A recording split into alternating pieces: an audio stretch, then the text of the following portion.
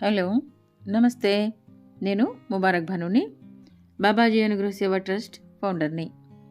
ఈరోజు మన తిరుపతి దేశంలోనే క్లీన్ సిటీగా 8వ స్థానంలో నిలిచి జాతీయ అవార్డు పొందడం వెనుక పారిశుద్ధ కార్మికుల కష్టం దాగుంది అనేది గుర్తించి పారిశుద్ధ మహిళా కార్మికులకు కొత్త చీరలను ఇచ్చి సత్కరించడం జరిగింది.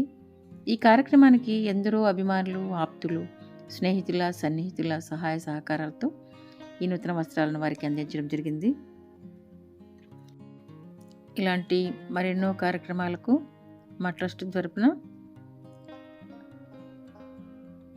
మంచి మంచి కార్యక్రమాలను నిర్వహించాలని మనసారా కోరుకుంటూ, మరో అన్నప్రసాద వితరణ కావచ్చు, మరేదైనా కావచ్చు, ఆ కార్యక్రమంతో మళ్ళీ మేము ముందుంటాము.